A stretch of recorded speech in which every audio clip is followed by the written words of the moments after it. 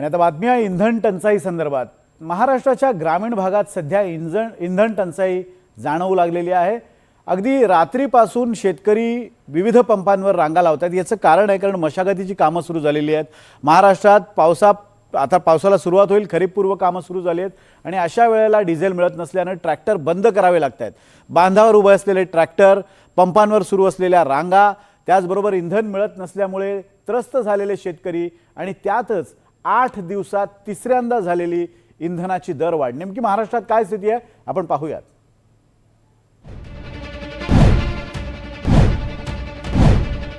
पश्चिम आशियात सुरू असलेल्या युद्धामुळे कच्च्या तेलाच्या दरात मोठी वाढ झाली आहे। त्यामुळे तेल कंपन्या आर्थिक अडचणीत आल्या असून या तेल कंपन्यांना होणारा तोटा भरून काढण्यासाठी पुन्हा एकदा इंधनाच्या दरात वाढ करण्यात आली। अवघ्या 8 दिवसात इंधनाच्या दरातली ही तिसरी दरवाढ आहे। आज पेट्रोलच्या दरात प्रति लिटर 87 पैसे तर डिझेलच्या दरात प्रति लिटर 91 पैशांची वाढ झाली आहे। यापूर्वी 19 मे रोजी पेट्रोल डिझेल दरात प्रति लिटर 90 पैशांची वाढ करण्यात आली होती, तर 15 मे रोजी पेट्रोल डिझेल दरात प्रति लिटर 3 रुपये वाढ करण्यात आली होती। सरकारी तेल कंपन्यांना दर महिन्याला जवळपास 1000 कोटी रुपयांचा तोटा होतोय। इंधनाच्या दरात गेल्या 10 दिवसात प्रति लिटर जवळपास 5 रुपयांनी वाढ झाल्यानं सर्वसामान्य माणसांच्या खिशाला कात्री लागली आहे। लोकांना त्रास आहे, बाकी काय लोकांना त्रास आहे आणि काय जे गाड्या चालवतात त्यांनाच कळतं ते, जे गाड्या चालवत नाही त्यांना काय करणार आहे। काय बोलून त्याच्यावर आता दर याला तेच वाढतायतच, दर काय कमी होत नाही, काय बोलायचं काय अर्थ नाही त्याच्यावर। एकीकडे सातत्यानं इंधन दरवाढ होत असली तरी राज्यात बऱ्याच जिल्ह्यात पेट्रोल आणि डिझेलच उपलब्ध नाहीये। त्यामुळे सर्वसामान्य नागरिकांसह व्यापारी आणि व्यावसायिकही अडचणीत आले। कांदा उत्पादकांनाही इंधन टंचाईचा फटका बसलाय।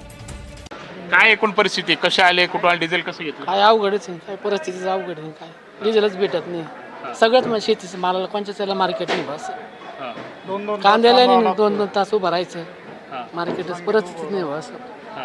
कांद्याला काय मिळतोय, भाव मिळतोय मागे काय 7-8 रुपये घेतात, काय माती मोल सगळं माती मोल म्हणजे कवडी मोलच म्हणायचं आपण। सरकारच म्हणजे शेतकऱ्यांच्या विरोधी, पेट्रोल नाही, डिझेल नाही, 2-2 तास रांगेत उभं राहावं लागतं।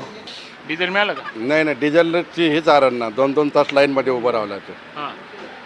किती ठिकाणी गेले ते पेट भरायला, डिझेल भरायला? म्हणजे आमच्याकडे पंपच बंद आहेत, फक्त एक पंप चालू आहे, ते तर लाईन लावायला लागते। 2-2, 4-4 तास लाईनमध्ये राहायला लागतं। मग मला 20 लिटर लागतं तर मला 10 लिटर भेटतं, त्याच्यावर भेटतच नाही। दुसरीकडे ऐन खरीपाच्या तोंडावर इंधन टंचाई जाणवू लागल्यानं ग्रामीण भागातले ट्रॅक्टर्स बंद आहेत। त्यामुळे शेतकऱ्यांची खरीप पूर्व मशागतीची कामं खोळंबली आहेत। त्यामुळे डिझेलसाठी शेतकऱ्यांच्या सकाळी 5 वाजल्यापासून पेट्रोल पंपावर रांगा लागतात। कुठून आले तुम्ही, किती वेळपासून या ठिकाणी बसलेले? मी सकाळी 5 वाजता आलोय, मी धामणगावचा आहे। सकाळी 5 वाजता आता भेटतोय की नाही भेटत तो मेन मुद्दा आहे। आम्ही इथे लाईनीला लागलोय, पण आम्हाला डिझेल भेटते की नाही भेटते ते पण माहित नाही आम्हाला। त्यांचा टँकर आलाय आता शेक पंपावर आणि काही लोक रात्रीपासून आहे, कोणी काल संध्याकाळपासून आलेले। तिथं कॅन मध्ये बंदी होती, आता कॅनची बंदी उठली आहे। कोणते आरसी बुक मागू राहिले ट्रॅक्टरचं? हा, आरसी बुक मागू राहिले, आधार कार्ड मागू राहिले, बिगर आरसी बुकचे देणार नाही। मग आता तुम्ही शेतकरी आहे का ट्रॅक्टर चालक? नाही, आम्ही शेतकरी आहे, ट्रॅक्टर चालक। ट्रॅक्टर आहे ना आमच्याकडे, ट्रॅक्टर घरचे आहेत ना आमचे, शेताला घरच्या ट्रॅक्टर डिझेल लागत ना। हे सगळं कमी होतं की काय, तर आता भक्तांनाही इंधन टंचाईचा फटका बसलाय। शिर्डीच्या साईनगर रेल्वे स्थानकावर उतरलेल्या भाविकांना साईबाबांच्या मंदिरापर्यंत पोहोचण्यासाठी आता जादा पैसे मोजावे लागतायत। साईनगर रेल्वे स्टेशन ते साई मंदिर हे साधारण 3 किलोमीटर अंतर आहे। यासाठी पूर्वी प्रति प्रवासी 100 रुपये आकारले जात होते, आता मात्र वाहन चालकांकडून 150 ते 200 रुपये घेतले जात आहेत। सध्या आपण साईनगर रेल्वे स्टेशनवरती आहोत।